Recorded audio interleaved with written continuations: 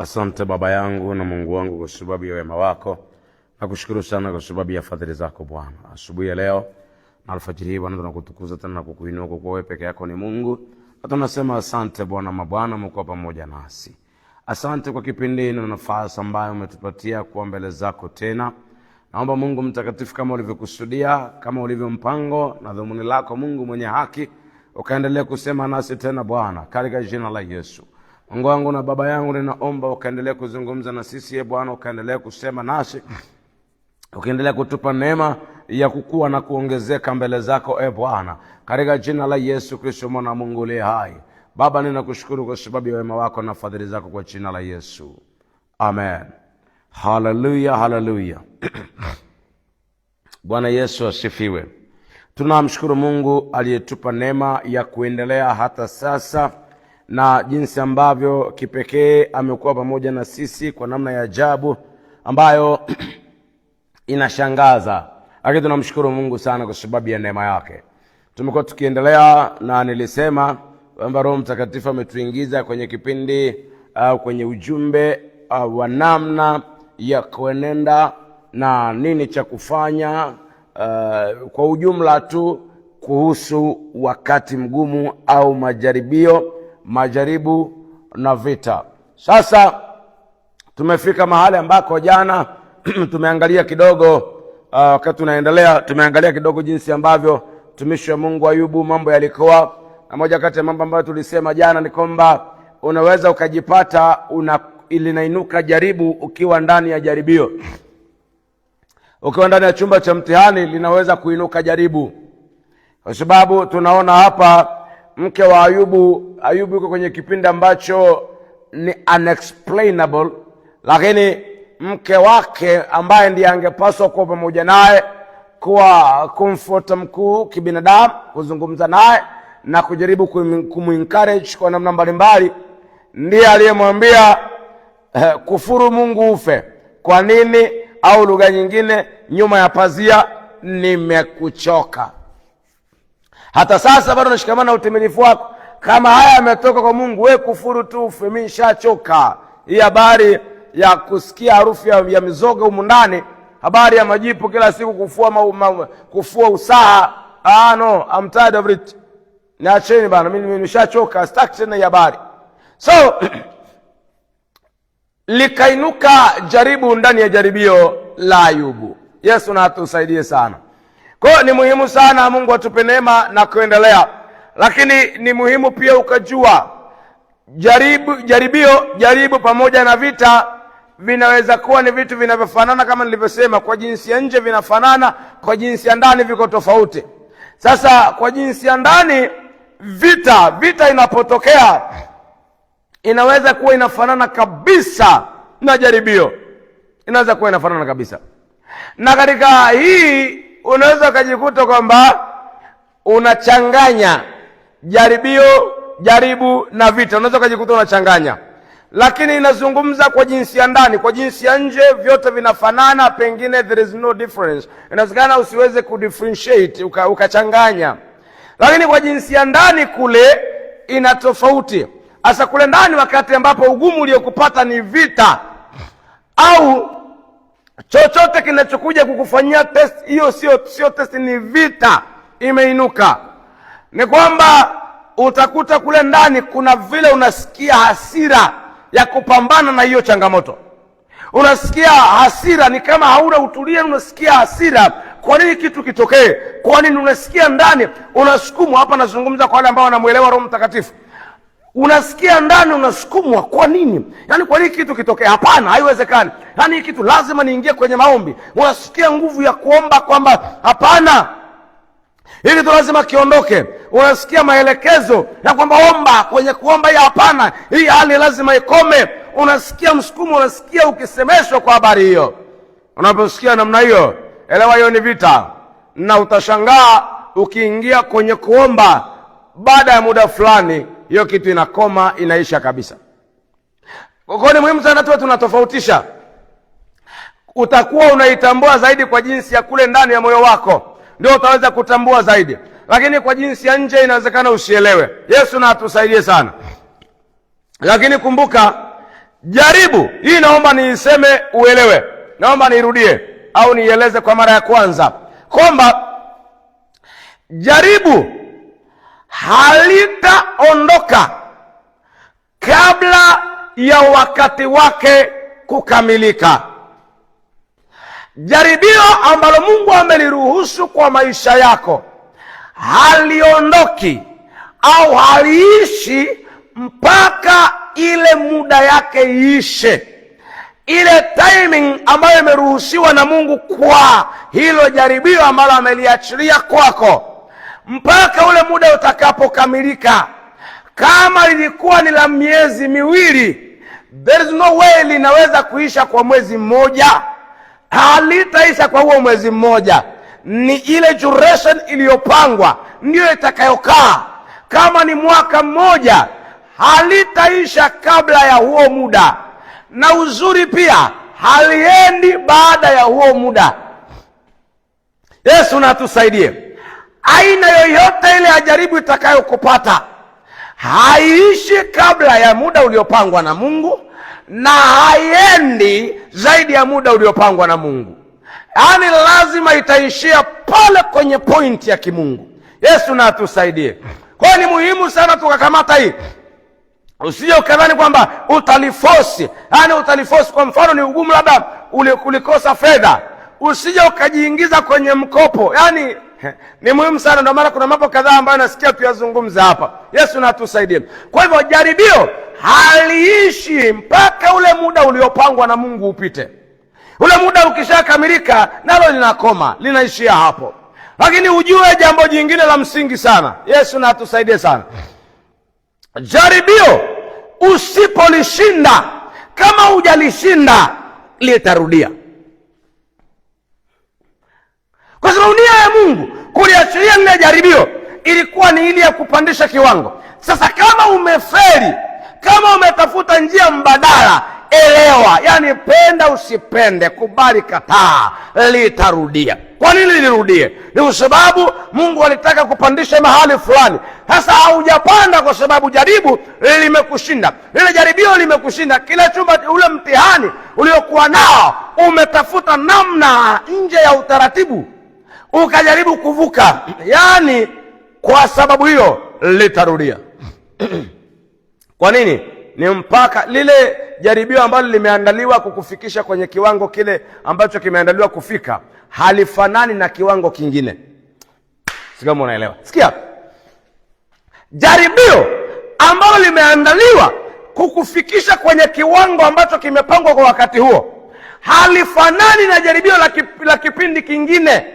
Kwa sababu hiyo, yani jaribu la kipindi la kukufikisha kwenye season hii, kwenye msimu huu au kwenye level hii, lile jaribio ambalo limeachiliwa likupeleke pale halifanani na la kipindi kingine.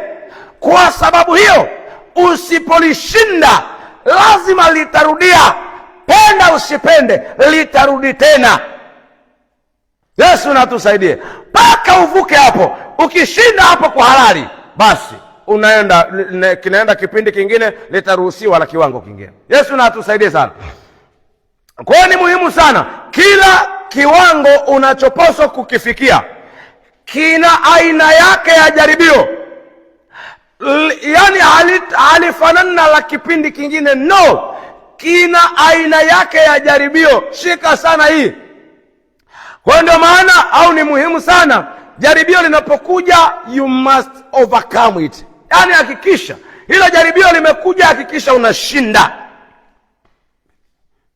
Yesu na atusaidie sana. Na nirudia hii tofauti uelewe. Ngoja nirudie tena. Jamani, jaribio liko kwa ajili ya kukupandisha kwenye level nyingine. Narudia. Iko hivi. Jaribio kazi yake ni kukupandisha uende kwenye level nyingine ya kimungu. Uende kwenye level nyingine. Lakini jaribu liko kwa ajili ya kukuharibu, kukuangusha. Yesu na atusaidie sana. Kwa kuna utofauti. Jaribio kazi yake, ndio maana nikakwambia, jaribu sio kila ugumu unaokuja kwako. Sio kila ugumu unaokuja kwako ni jaribu. Lakini pia sio kila ugumu unaokuja kwako ni jaribio. Lakini pia sio kila ugumu unaokuja kwako ndio kipindi. Hapana, kuna mengine yanakuja, kuna majaribu mengine yanakuja kama fursa. Tulisoma jana kwa habari ya Yesu. Anaambiwa geuza jiwe ili uwe mkate kama wewe ni mwana wa Mungu. Singekuwa ni wakati wa kujitambulisha kwamba Yesu, ili ujue I'm a son of God, so let me change the stone. Angebadilisha ile jiwe likuwe mkate, na kweli angekula, si alikuwa anaona njaa. Lakini nikasema hivi, mara nyingi sana jaribu linakuja sawasawa na uhitaji wa moyo wako, sawasawa na tamaa ya moyo wako. Yesu na atusaidie sana. Halitakuja nje ya tamaa yako, no, linapitia pale pale, maana ule ndio mlango, linapitia hapo jaribu. Lakini jaribio halihitaji mlango, maana Mungu anakuita kwenye kiwango kingine, analiachilia. Halihitaji mlango. Hata kama ungekuwa uko vizuri kiasi gani, jaribio litakupata. Ila jaribu linaweza likakosa mlango wa kupita. Jaribu linaweza kukosa mlango wa kupita kuingia kwenye maisha yako. Lakini jaribio halihitaji mlango. Jaribu linahitaji mlango kwa sababu linatoka kwa adui. Lakini jaribio linatoka kwa Mungu, halihitaji mlango. Hilo halihitaji mlango, hapana. Hilo litakupata tu. Yaani penda usipende. Maana Mungu anazungumza kwa habari ya Ayubu. Paka anamwambia shetani hakuna aliye kama Ayubu duniani. Ni mwelekevu, mtu mwelekevu. Tena anasema mtu mkamilifu na mwelekevu, ametengana na uovu, anamcha Mungu. Yesu na atusaidie sana. Lakini anapatwa na jaribu, halihitaji mlango. Hadi kwa lugha nyingine, mlango wa adui kumshambulia Ayubu haukuwepo kabisa. Lakini jaribio lilifika. Ila jaribu halitakuja kwako kama halina mlango. Kila jaribu, ndio maana huwa nawaambia watu, sikieni, usikimbilie tu kukopa hela. Tunarudia, haijalishi ni kiwango gani cha shida kinakukabili. Ndio, usikimbilie kukopa hela. Yaani jizuie sana kuingia kwenye mikopo kienyeji. Jizuie sana kuingia kwenye mikopo. Kwa sababu mkopo huwa sio mpango wa Mungu kwenye maisha ya mtu yoyote duniani. Mkopo sio mpango wa Mungu. Kila mtu anayemcha Mungu, mkopo sio mpango wa Mungu kwenye maisha yako. No. Yaani hata kama mkutana ugumu kiasi gani, usikimbilie kwenye mkopo kienyeji. Hapana, kwa sababu unapoingia kwenye mkopo, huo ni mlango mzuri sana wa adui kukushughulikia. Sisemi watu wasikope. No, kama imebidi. Lakini kaa chini na Mungu kweli, wacha kukurupuka. Yesu na atusaidie sana. So, naomba uelewe hilo. Nisisitize kusema, jaribio linapokuja halihitaji mlango, lakini jaribio linapokuja usipolishinda ili upande kwenye vile viwango, litarudia tena. Kwa ni muhimu sana uwe na utulivu. Yesu na atusaidie sana. Angalia tusome habari za Ayubu hapa. Wakati mali zimeisha na watoto, ameendelea kuwa na msimamo, adui anachochea tena, Mungu anaruhusu kipindi kingine Ayubu aguswe mpaka mwili. Mwili kweli una majipu, una mateso makubwa, ana maumivu yasiyokuwa ya kawaida. Angalia, anapata maumivu makubwa sana. Lakini jambo la kwanza ambalo nataka na wewe, Mungu akupe neema, na sisi Mungu atupe neema. Unapokutana na jaribio, unapokutana wakati wote ule mgumu, tafadhali kuna mambo kadhaa ya kufanya. Jambo la kwanza ni kuombe. Hata kukurupuka kutafuta hiki ni nini, usianze kuwauliza watu. Kaa chini mbele za Bwana. Hata kama kwa sababu ya huo ugumu huwezi kuomba, tafakari tu, Mungu atakupa neema ya kuelewa. Narudia tena, kama Mungu alikuwa hajakupa taarifa ya huo ugumu au hilo jaribio linalokuja, kama Mungu alikuwa hajakupa taarifa, maana watu wengine wanapata neema kabla jaribio halijaja, anapata taarifa. Mungu anamuinform mapema, anamwambia, mwanangu, kuna 1, 2, 3 inakuja, so jiandae kabisa. Mungu anamwambia. Kwa mfano, nitoe mfano wa kwangu mwenyewe, ushuhuda wangu. Mimi mwaka 2015, mambo ambayo nimeyapitia au naendelea kuyapitia bado, pengine mambo ambayo nimeyapitia makubwa na magumu, Mungu alinipa taarifa yake 2015. Imagine. Miaka kama 8, 9 baadaye ndio yanaanza kutokea. Yesu na atusaidie sana. Ndio. Miaka kati ya 8 9 ndio anaanza kutokea yale mambo ambayo Mungu alikuwa ameniambia 2015. So yani kama Mungu alikuwa hajakupa taarifa, ule ugumu umekupata, na kuomba jambo la kwanza, kaa chini mbele za Bwana. Narudia kwamba hata kama pengine kwa sababu ya ule ugumu huwezi kuomba, sawa, lakini kaa chini, tafakari mbele za Bwana. Tafakari. Na katika hiyo Mungu atakuambia kile kinachoendelea. Utapata kujua. Hata kama atakwambia kwa neno moja, lakini utapata kujua nini kinaendelea. Hicho ni nini? Ili usije ukafanya maamuzi mabaya. Narudia tena, unapokutana na ugumu, hata Biblia inasema unapopatwa na shida, unapokutana na changamoto, wakati wa dhiki, tafakari. Tafuta kwanza kujua hiki ni nini. Pengine nimefanya makosa, au hiki ni jaribio la Mungu, au ni nini? Tafuta kwanza, kaa chini. Hata kama huwezi kuomba, tafakari. Mungu atakueleza hicho ni nini. Bwana Yesu na atusaidie sana. Tunasoma kitabu cha Ayubu sura ya 2 mstari wa 11. Basi ikawa hao rafikizi Ayubu watatu walipopata habari ya mabaya hayo yote aliyomfikiria, wakaja kila mtu kutoka mahali pake, nao ni Elifazi Mtemani, Bildadi Mshuhi na Sofari Mnaamathi. Wakapatana pamoja ili waende kumlilia Ayubu, kumtuliza moyo. Basi walipovua macho yao, nao wakali mbali, wasimtambue kwa sababu ile changamoto walikuwa nayo, hata hawakuweza kumjua japo ni rafiki yao.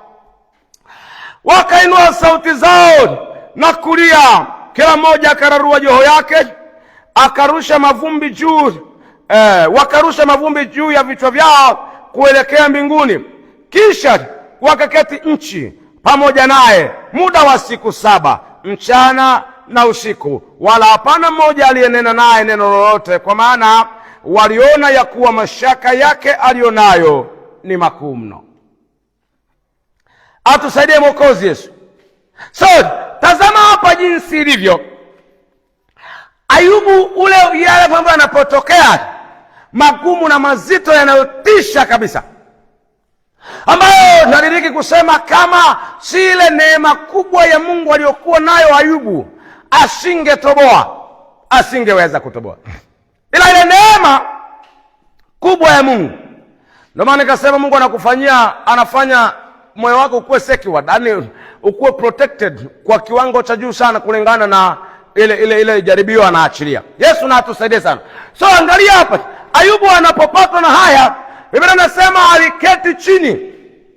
Marafiki zake kweli wamekuja, hakufanya kitu kingine chochote. Alikaa kwa muda mrefu, siku 7 ametulia kimya. Kabla ya hapo kulikuwa na siku kadhaa bado Ayubu amekaa ametulia, amengoja, anatafakari. Bwana Yesu natusaidie sana. Kwa hiyo jambo la kwanza unapokutana ugumu huo, kitu cha kwanza, kaa chini, tafakari kama ukuwa na taarifa.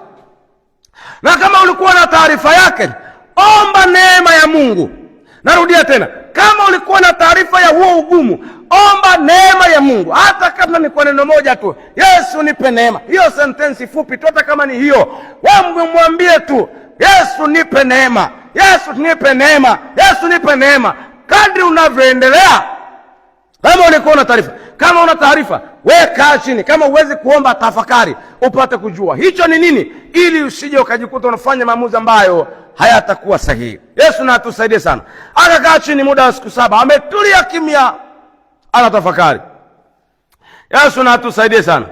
Lakini jambo la pili muhimu sana. Jambo la pili, hakikisha unapokutana huo ugumu, jizuie sana kuwaambia watu hiyo habari, kuwaelezea. Unajua 1 2 3, umemwambia huyu, kesho umemwambia yule, kesho kuto umemwambia yule. Yani hata kama inakuuma kwa kiasi gani, punguza kuwaeleza watu hiyo habari, kwa sababu kwenye kuwaeleza na kujadili hilo jambo zitaibuka shauri mbalimbali. Na kumbuka, kama ukiendelea kueleza watu kuhusu hiyo changamoto inayokukabili, huenda likaibuka jaribu ndani ya jaribio. kwa sababu wale unaowaeleza kuna vile wataanza kukutafutia solutions mbalimbali, wataanza kukutafutia ufumbuzi wa jambo hilo pasipo wao kujua ni nini kinaendelea. Kama hujajua nini kinaendelea, na kuambia hivi, hata kama umejua, jizuie, acha kueleza watu kuhusu huo ugumu unaopitia. Usiwaeleze watu, wewe tulia kimya, wala usiwaambie, wacha wasikie wenyewe. Na ukipata mtu ambaye Roho Mtakatifu anakupa, ndiye huyo umwambie. Lakini kama sio Roho Mtakatifu, ni kwa sababu tu ni ndugu yako, kwa sababu tu mnafahamiana, kwa sababu tu hivi na vile, punguza kuwaeleza watu habari hiyo, kwa sababu hao ndio watakaoinua jaribu ndani ya jaribio. Watakuwa jaribu ndani ya jaribio. Wewe ni muhimu sana uwe makini bro. Uwe makini sana ndugu yangu, unapokutana hicho kipindi kigumu chochote, jizuie sana kupiga story na watu kuhusu mambo hayo. Vinginevyo wale watu ambao Mungu anakupa kuwaamini, hao waeleze. Atusaidie Mwokozi Yesu. Bwana Yesu asifiwe. Ni muhimu sana sana hii kuishika. Angalia sura ya 3 mstari wa 1. Baada ya hayo Ayubu akafunua kinywa chake na kuilaani siku yake. Anasema Ayubu akajibu na kusema, na ipotelee mbali ile siku niliyozaliwa mimi, na ule usiku uliosema mtoto mume ametungishwa mimba. Siku hiyo na iwe giza, Mungu asiangalie toka juu, wala mwanga usiangazie. Ishikwe na giza tupu kuwa yake. Anasema wingu nalikae juu yake, chote kifanyacho siku kuwa giza kitiishe. Tena usiku huo na ushikwe na giza kuu, usihesabiwe katika siku za mwaka, wala kutiwa katika hesabu ya miezi. Angalia, jambo nataka uone hapa, si haya mazungumzo ya Ayubu au maombi ya Ayubu. Kitu ambacho nataka uone hapa Ayubu anajizungumzisha mwenyewe, wala hana muda wa kujadili. Lakini kwa sababu gani nasema usijadili? Jambo la 3,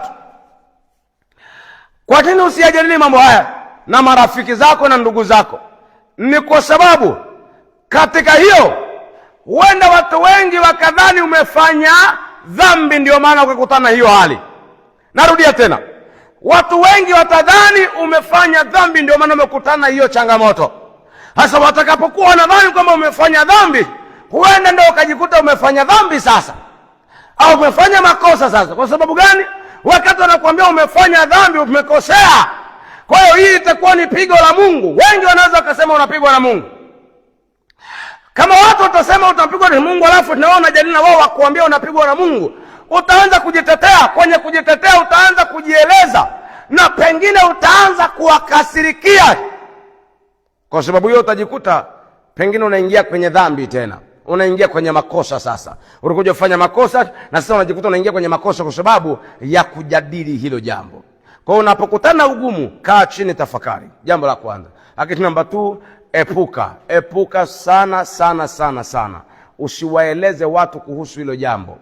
Namba 3 ni kwa sababu unaweza ukajikuta unafanya dhambi, kwa sababu watu wanaweza kukushambulia watakapoinuka. Kwa sababu ukiwaeleza, nimekuambia hivi, ukiwaeleza, matokeo ya kuwaeleza inawezekana wakainua jaribu, wewe ukiwa ndani ya jaribio. Na jaribu wakadhani kwamba umefanya dhambi, wakakushambulia, wakakueleza. Na wewe unaweza ukajikuta, jambo la 3, unaweza ukajikuta kwamba unafanya makosa kwa sababu ya kuanza kujitetea, na pengine na wewe utaanza kuwashutumu ama vinginevyo. So ni muhimu sana kuwa na utulivu, na ujue kile kinachoendelea, na baada ya kujua kinachoendelea, tafuta hekima na namna nzuri ya kufanya. Yesu na atusaidie sana. Ni muhimu sana ukashika hii, na Mungu akupe neema sana katika jambo hili. Bwana Yesu asifiwe. Baba yetu uliye mbinguni, tunakutukuza tena katika alfajiri hii ya leo. Mungu mwenye haki, tunasema asante Bwana kwa sababu ya pendo lako kuu mno na la ajabu. Asante vile umekuwa pamoja nasi, asante vile umetutunza mikononi mwako Bwana. Asante kwa sababu ya pendo lako ambalo ni la pekee sana. Katika jina lenye nguvu, tukufu na uweza mwingi sana, tunakusihi Mungu mtakatifu.